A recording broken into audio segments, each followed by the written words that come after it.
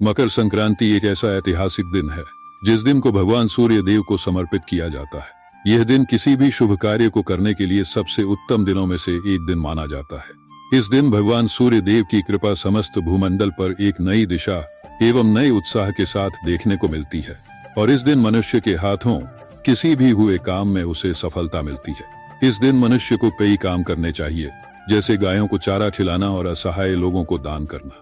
अपनी बहन बेटियों को दान करें और सबसे बड़ा काम सुबह उठने के बाद प्रातःकाल भगवान सूर्य को अपना प्रथम नमस्कार करें।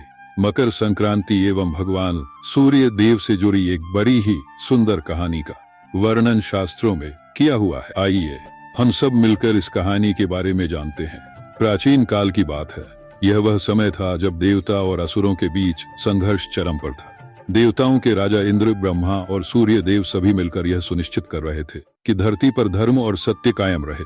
सूर्य देव, जो ऊर्जा और जीवन के प्रतीक थे, धरती पर अपने प्रकाश से सभी जीवों को ऊर्जा प्रदान करते थे। परंतु सूर्य देव और शनि देव के बीच संबंध मधुर नहीं थे। शनि देव अपने पिता की कठोरता और अभिमान से व्यथित रहते थे।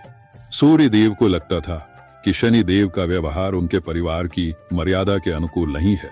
एक बार मकर संक्रांति का दिन आया। यह दिन सूर्य देव के मकर राशि में प्रवेश का प्रतीक है।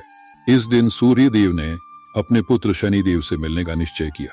जब वे शनि लोक पहुंचे तो शनि देव ने अपने पिता का आदर पूर्वक स्वागत किया। शनि देव ने उनके लिए सोने के सिंहासन और विभिन्न पकवानों का आयोजन किया। सूर्य देव को यह देखकर आश्चर्य हुआ कि शनि देव, जिनसे वे हमेशा नाराज रहते थे, इतने विनम्र और आदरशील हो सकते हैं। यह देखकर उनके हृदय में अपने पुत्र के प्रति प्रेम जागृत हुआ। उन्होंने शनि देव से कहा, वत्स, आज मैं तुम्हारे प्रेम और आदर से अत्यधिक प्रभावित हुआ हूँ।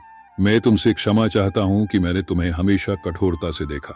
शनि देव ने उत्तर दिया, पिताश्री, यह आपका तेज और तप ही है जो मुझे शक्ति प्रदान करता है। यदि आपने कठोरता न दिखाई होती तो मैं कभी इतना सक्षम न बन पाता। इस मुलाकात के बाद सूर्य देव और शनि देव के बीच की दूरी समाप्त हो गई।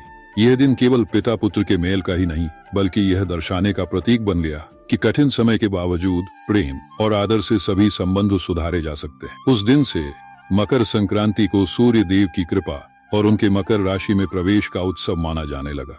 यह दिन नई ऊर्जा, नई फसल और जीवन में नए अवसरों का प्रतीक बन गया।